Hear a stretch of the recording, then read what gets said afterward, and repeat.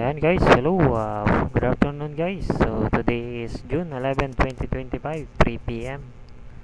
So welcome back guys sa Video Card Pairs. Ngayon lang na naman tayo. Ngayon na naman lang ako nag-live. Ayan guys, kasi busy. At ngayon lang tayo pumunti din yung ating mga gawa. Ayan. So sana naririnig ang ating live video. So patay lang yung ilaw guys, kaya medyo madilim.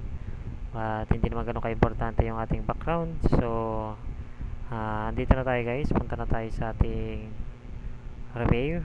Ayan guys. So kumusta kayo guys? Matagal akong hindi nakapag-live, hindi ako nakapag-repair. Ayan. So sobrang tagal na. So may repair tayo dito guys. Ito ay 5 piraso kasama yung motherboard.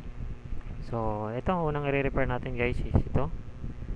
Ayan. So parang galing na ito guys dito sa akin, pina-repair na, kaya lang ayan, so pakita natin. So yan muna ang ating unahing repair. So tabi muna natin tong bali ito ay ilang piraso din kasi ito guys, 5 piraso. So unang nating repair is Gigabyte. So videoan na lang natin to isa-isa. Ayan.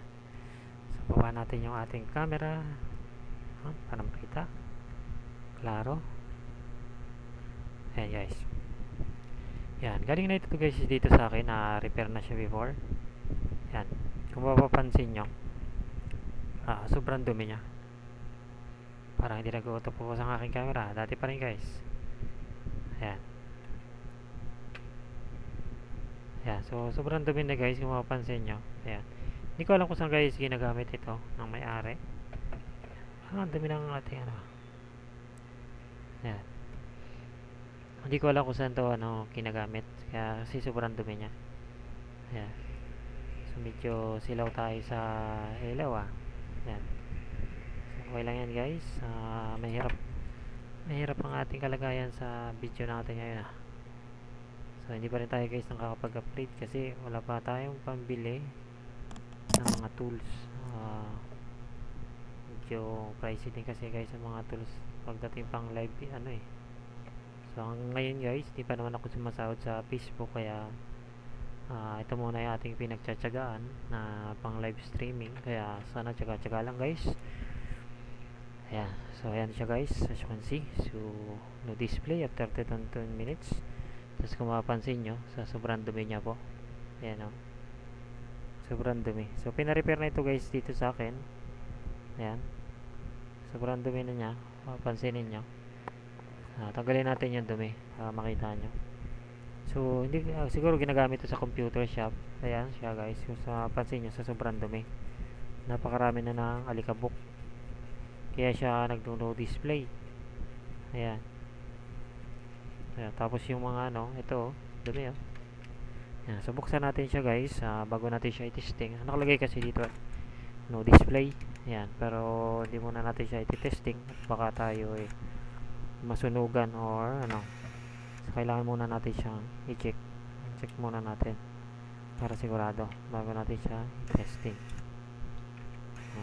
Iwas lang tayo din sa kapahamakan. Okay,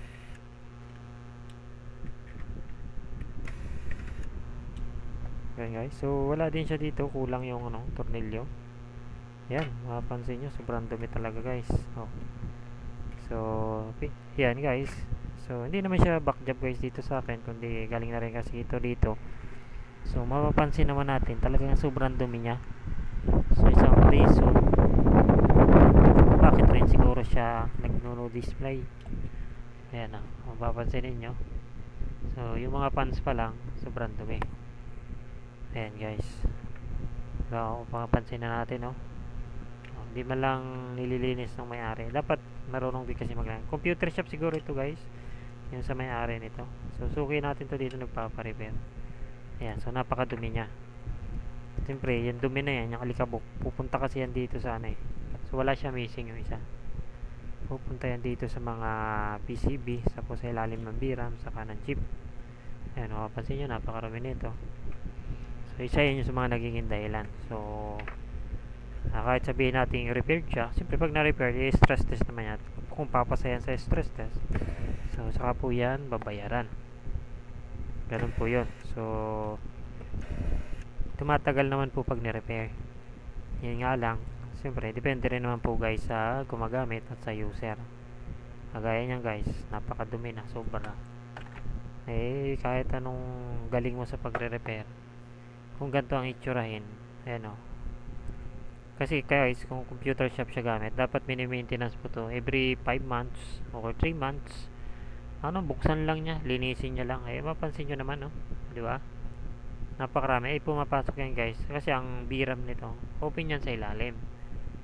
Yan. So, kailangan po natin yang linisin talaga para hindi siya mag-crash. Tapos yung thermal paste po, so palitan natin kasi mapansin nyo yung pinaka umalagay ang mano kasi po yan habang umiinit, parang tumatagas or kasi isa pa rin yung form ng parang liquid ba. Yan. So lumalabas dun sa pinaka chip. So kailangan po natin yang linisin, palitan ng thermal paste. So ngayon tanggalin muna natin to kasi para hindi kumalat.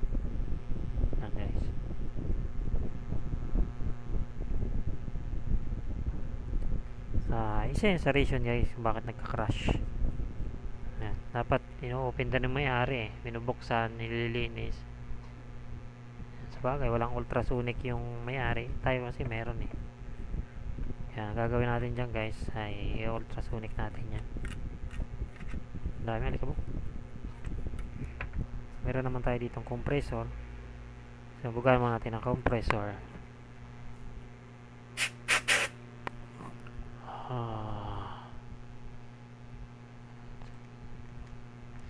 Gamit tayo ng DC bench. Yan. So, okay.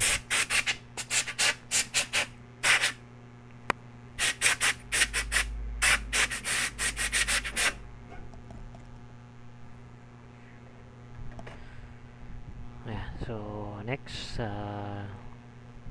microscope naman, inspection. Kailangan natin makita kung may tinamaan ba siya ng liquid damage. Ayan, so kailangan nyo microscope inspection naman tayo ngayon. Okay, buhayin natin ang microscope. Ayan, so check lang natin guys.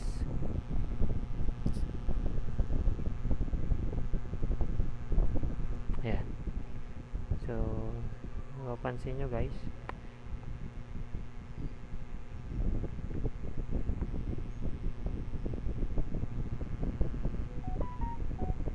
Ayan, sa inspection natin. Tingnan natin kung may anong liquid damage. Sa tingin ko guys, mapapansin nyo, yung kanyang PCB, gurhit na. So, hindi ko alam kung ano pinalilinis ng may-ari kapag no display. Ayan siya. Tapos meron din siya ditong something meron din dito guys. Kasi computer shop ito guys. Baka siguro naiihiyan ng pusa, ng daga, ganyan. So, yan. Kaya siguro baka nababasa. So, depende yun guys sa pagkakataon. Ayan meron siyang kaya siya nagka-crash o nagdo-no display. Kasi mayroon tayong problem na nakukuha sa outside ng ating PCB. May parts tayong tinatamaan. So ito naman guys ay ultrasonic ulit natin to. Lilinisin natin yan ng maganda. So yung back inspection naman sa back.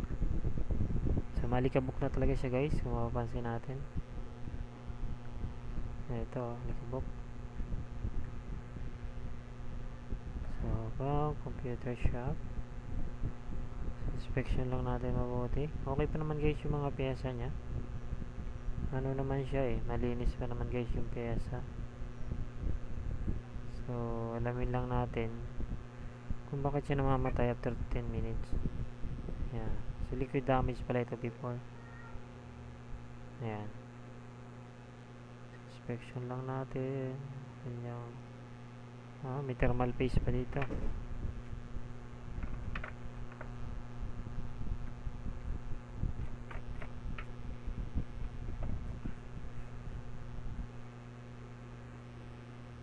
Okay.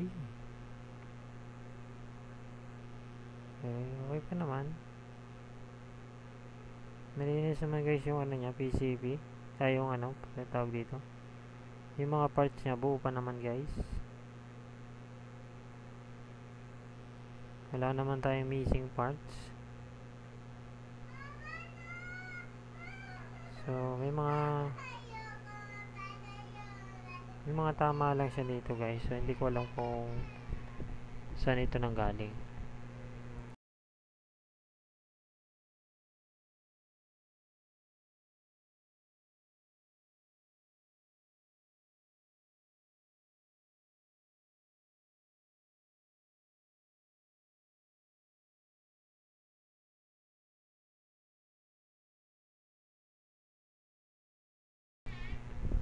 So, magre-rechecking lang tayo ng wiring.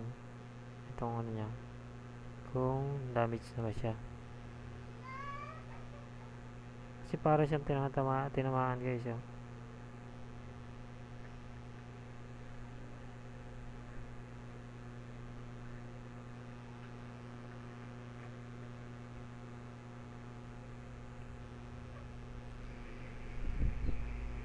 So, ang gagawin natin dito, ultrasonic guys.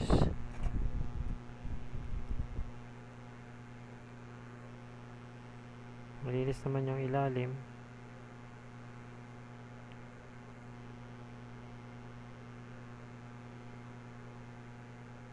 Something ano lang dito, parang may sign ng liquid damage guys. Yung parang ano, hindi ko alam kung ano nangyari before. So, yung pyesa. Sabit naman yung mga pyesa nito.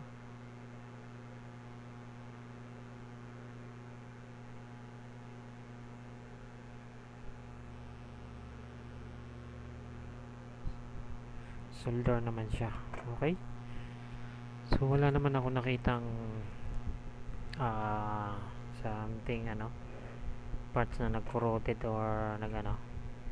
So, madumi lang siya guys. So, subukan po natin siya pa-display yan. Walang natin display.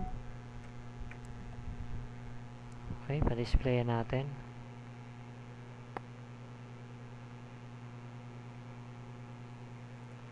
Yan, so, makita natin yung magdi-display. Nakikita naman niya kung may changes guys. Yung isa na buhayin natin. Power on natin guys. Pag nag-change yung monitor guys, ibig sabihin may display siya. Ayun. Yun. So may display siya guys. As you can see. So kung sabi nagka-crashan nagka-crash siya in minutes. 10 minutes yan. So ang gagawin natin dito guys, i-ultrasonic natin. Ayan. Tapos papakita ko sa inyo mamaya kung gaano kalinis siya after ultrasonic. So inspection natin, okay? So update ko kayo later for ultrasonic para sa video ko na to. So tatanggalin na natin itong mga to kasi pangit. Sira din na naman eh. Wala na to, hindi na ito mapakinabangan itong mga paper ano to. So ultrasonic natin to guys. Para malinis. Parang may mga sign kasi ng something tama ng liquid. So, hindi natin alam kung ano nangyari, kung natuyo na rin siya. Yan. Kasi pag mga computer siya, possible, malimit kasi guys, na iihiyan ng daga. Yan, ang ipis, madadaanan kasi pag mga computer siya. So, yun guys, update ko kayo later for ultrasonic. Pakita natin yung PCB ngayon. Tapos yung difference mamaya. Okay?